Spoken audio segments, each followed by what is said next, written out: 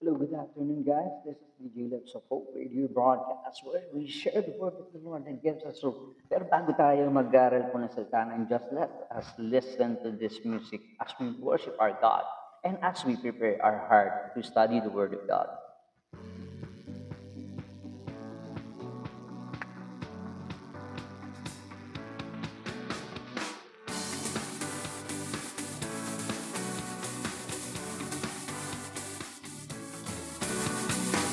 You are wonderful, Lord of all. You are sovereign, God above. All creation bows at your throne. You're amazing, God. You are Counselor, mighty King. You are Lord over everything. You are Savior, Messiah, and friend. You're amazing, God. You are Lord. You are King. You're my Master, my Savior, my everything. You're amazing, God. You are Also worshiping our God. Sabi, all You are creation and creation will worship our God. You're my Master, my Savior, my everything. You're amazing, God.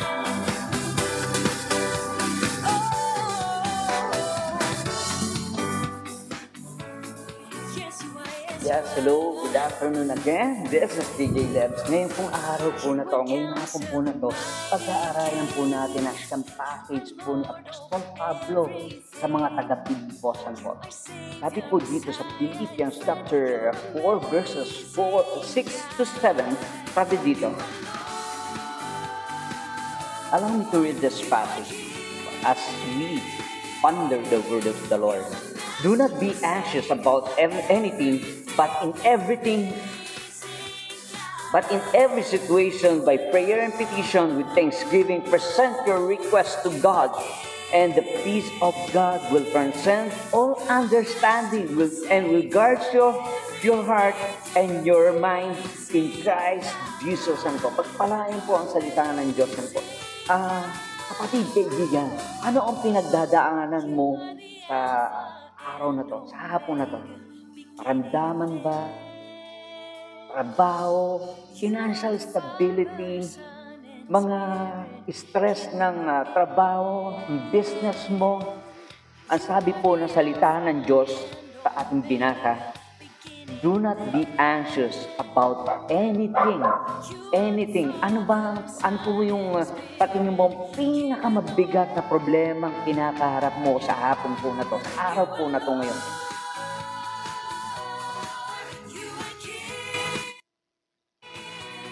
Sa tingin mo ba, kaibigan, kapatid, hindi ito kasama sa sinabi ng salita ng Diyos sa passage po na to, na do not be anxious about anything.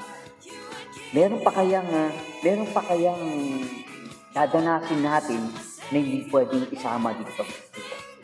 Pero sinabi dito, but in every situation, by prayer and petition, with thanksgiving, present your request to God. Ano po daw suko? But in every situation, by prayer, panalangin, and petition, with thanksgiving, na may pasasalamat sa ating Panginoon, present it to our God. Ano po? By our request, present to our God. Ano po? Yun po ang sabi ng passage. Hindi ko sinabi. Hindi po ako yung nangako, kundi ang Panginoon po ang nangako. Ano po? And isa pa po mapagkita po dito natin,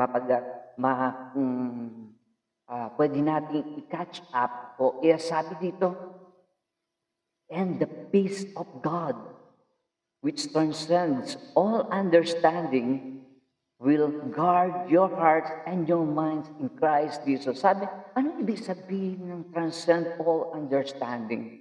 Ano po? Sabi po dito sa isang commentary, the peace that transcends all understanding that not comes from having everything work out exactly as we want it. Kung ano yung gusto natin, hindi ganun. Hindi, huwag tayo mag-pretend na mas magaling ang planuhin natin sa ating buhay na hindi natin kailangan ng Diyos. Truly, kailangan po natin na ang Diyos sa ating buhay dahil alam po niya, siya po ang mas nakakaalam sa ating buhay. Yan po. Knowing that no matter, the peace that transcends all understanding comes from knowing that no matter what lies through us, we can still have joy when we know that our victory is in Christ Jesus and not on our circumstances. Hindi po nakabase sa sitwasyon po natin ngayon, kundi sa naisin at planuhin ng ating Panginoon.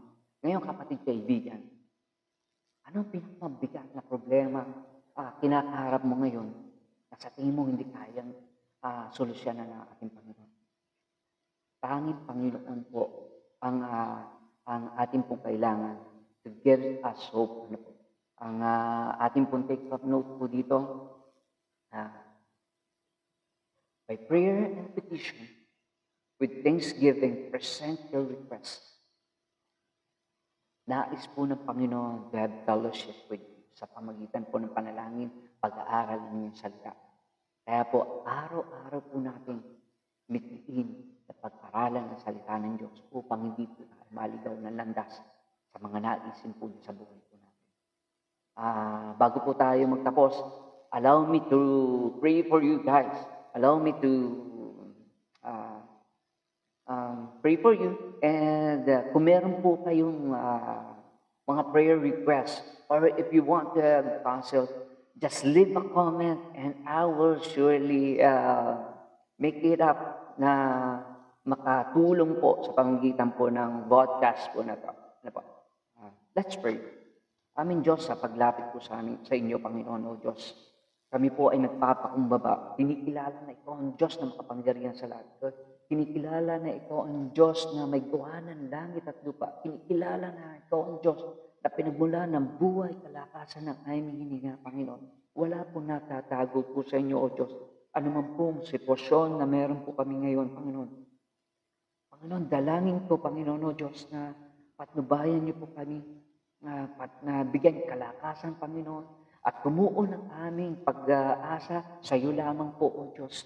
Lord, pinagkakatiwala po namin sa iyo, buhay po namin ang aming kalakasan, Lord of God. And we are very thankful and we are expectantly waiting for the answer to our prayer, Lord of God. For you are a faithful God.